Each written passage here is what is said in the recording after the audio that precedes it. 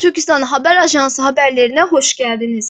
Bu yıl 5 Temmuz günü Doğu Türkistan tarihinde unutulamayan trajik bir olay olan Ürümçi katliamının 15. yıl dönümü.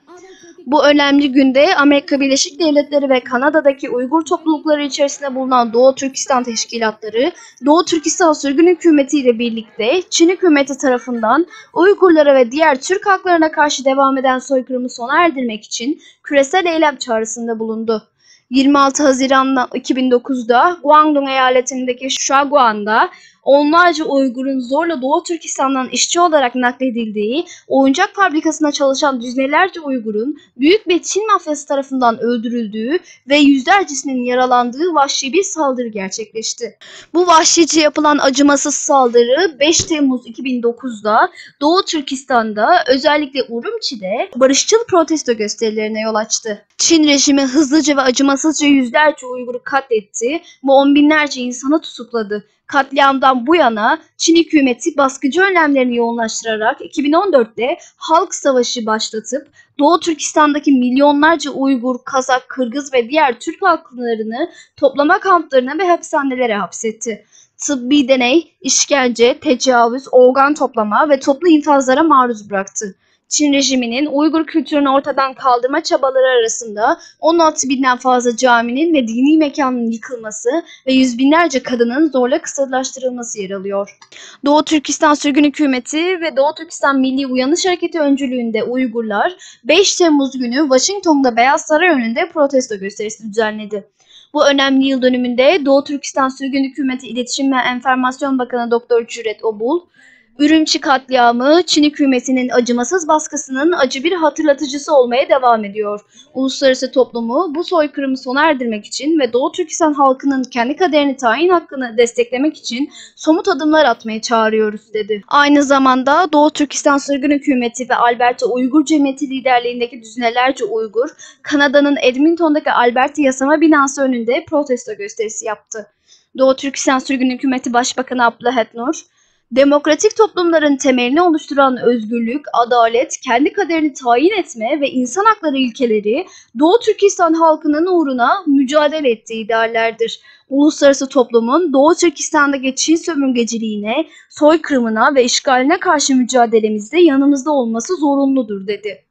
Ayrıca Toronto'daki onlarca Uygur, Kanada Doğu Türkistan Federasyonu liderliğinde protesto gösterisi düzenledi. Bu protesto gösterileri Doğu Türkistan diasporasının adalet ve bağımsızlık mücadelesindeki küresel birliğinin ve dayanıklılığının vurguluyor. Doğu Türkistan diasporasının adalet ve bağımsızlık mücadelesindeki küresel birliğini ve dayanıklılığını gösteriyor. Washington'daki Uygurlar, ABD hükümetinden Doğu Türkistan'ı Çin tarafından işgal edilen bir ülke olarak tanımasını ve Tibet'le aynı seviyede muamele etmesini istedi. ABD Senatosu'ndan ABD Dışişleri Bakanlığı'nda Doğu Türkistan sorunu için özel koordinatör atanmasını talep eden Uygur politika yasasını hızlıca onaylanmasını talep etti. Kanada Doğu Türkistan Federasyonu Siyasi İşler Direktörü Enver Abdurrahman, Kanada, Uygurların ve diğer Türk halklarının soykırımını tanımada örnek olmalıdır. Kanada hükümetinin Çin'in vahşetlerini resmen kınamaya ve Doğu Türkistan'ın kendi kaderini tayin hakkını desteklemeye çağırıyoruz. Bu devam eden insani krizi ancak böyle kararlı bir eylemle sona erdirmeyi umuyoruz diyerek Kanada hükümetini derhal ve kararlı bir şekilde harekete geçmeye çağırdı. Dünyanın dört bir yanındaki Uygurlar, ev sahibi hükümetlerini, Doğu Türkistan'ın Uluslararası Ceza Mahkemesi, Uluslararası Adalet Divanı ve diğer uluslararası kurumlar aracılığıyla adalet arayışını desteklemeye çağırdı. Uluslararası toplumun Çin sömürgeciliğine son vermek ve Doğu Türkistan'ın sömürgeciliğini sona erdirilmesini desteklemek için kararlı bir şekilde hareket etmesini talep ettiler. Devam eden soykırımın ve yaklaşık 75 yıllık baskının temel nedeninin Çin'in Doğu Türkistan'ı işgali olduğunu vurguladılar. 12 Ekim 1949'da Çin Halk Cumhuriyeti Doğu Türkistan'ı işgal etti ve 22 Aralık 1949'da bağımsız Doğu Türkistan Cumhuriyeti'ni devirdi. O zamandan beri Uygurlar ve diğer Türk halkları bağımsızlıklarını ve özgürlüklerini geri kazanmak için mücadele ettiler ve etmeye devam ediyorlar. Doğu Türkistan Sürgün Hükümeti, Doğu Türkistan'ın bağımsızlığının yeniden sağlanmasının, Uygurlar, Kazaklar ve Kırgızlar ve diğer Türk halklarının hak ve özgürlüklerinin korunması için Doğu Türkistan'ın bağımsızlığının yeniden tesis edilmesiyle mümkün olduğunu yineliyor. Ürümçi katliamı şehitlerini ve Çin'in baskıcı rejimi altında acı çekmeye devam edenleri anarken Doğu Türkistan Sürgün Hükümeti, adalet, özgürlük ve Doğu Türkistan'ın bağımsızlığının yeniden sağlanması için Doğu Türkistan halkını bir araya getirdi. Doğu Türkistan Sürgün Hükümeti, Güvenlik ve Dışişleri Bakanı Salih Hudayar, Doğu Türkistan Milli Fondu'nun kurucusu Seyfullah Abdülkadir liderliğindeki Doğu Türkistanlılar, NATO ülkelerini Çin Halk Cumhuriyeti'nin Doğu Türkistan'daki Uygurlara yaptığı zulümlere karşı durmaya çağırdı. Doğu Türkistan Sürgün Hükümeti'nin bu eylemi 9-11 Temmuz tarihleri arasında Washington'da düzenlenen NATO zirvesinin oturum aralarında yapıldı. Doğu Türkistan Sürgün Hükümeti Dışişleri ve Güvenlik Bakanı Salih Hudayar sosyal medyadaki açıklamasında NATO zirvesi toplanırken NATO'yu Çin emperyalizmini tanımaya ve yüzleşmeye çağırıyoruz. NATO'yu bağımsızlık ve adalet mücadelemizde Doğu Türkistan'ın yanında olmaya çağırıyoruz dedi. Salih Hudayar, NATO, Çin yayılmacılığına ve Çin'in devam eden Uygur soykırımına karşı kararlı adımlar atmalıdır dedi. Salih Hudayar, NATO'yu bağımsızlık, adalet ve kolektif güvenlik ilkelerini tehdit eden acil problemleri ele almaya çağırdı. 75 yıldır NATO, zulme ve her türlü baskıya karşı bir kale olarak mevcutluğunu sürdürdü. Bağımsızlık ve haysiyetle yaşamak isteyen dünya çapında sayısız insan için bir umut ışığı oldu. NATO'nun dikkatini zamanımızın en acil tehditlerinden birine, Çin devletinin yayılmacı ve emperyalist hırsına çevirmeliyiz diye ekledi. Salih Hudayar ayrıca 22 Aralık 1949'da bağımsız Doğu Türkistan Cumhuriyeti Çin işgalcileri tarafından zorla devrildi.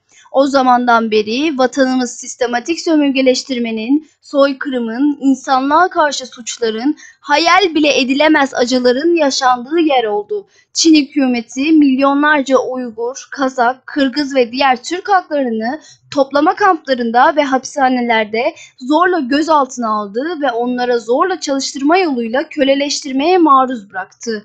Dilimizi, dinimizi, kültürümüzü ve varlığımızı silmeye çalıştı.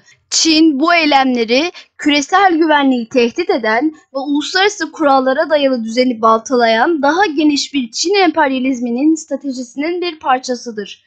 Bunu Güneydoğu Asya Denizi ve Pasifik'teki agresif toprak iddialarında, multitrilyon dolarlık kuşak ve yol girişimi yoluyla ekonomik baskılarında ve dünya çapında kritik altyapıyı hedef alan siber casuslarında görüyoruz dedi.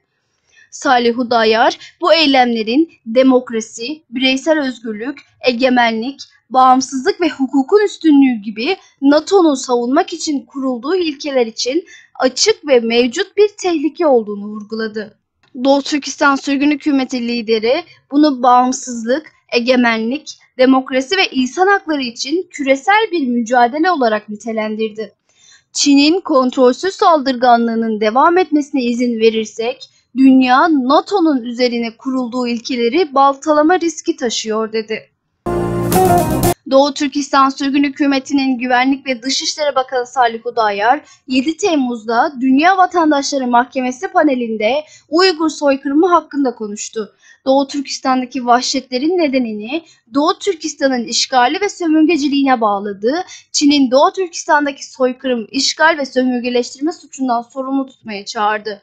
Çin mahkemesinin bir parçası olan panelde devam eden Uygur soykırımı ele alındı. Salih Hudayar sözlerinde soykırımın temel nedenlerini vurguladı ve bunu Doğu Türkistan'ın Çin işgali ve sömürgeleştirmesine bağladı. Salih Hudayar, bölgenin uzun bağımsızlık tarihinin altını çizdi ve mevcut krize yol açan önemli olayları detaylandırdı.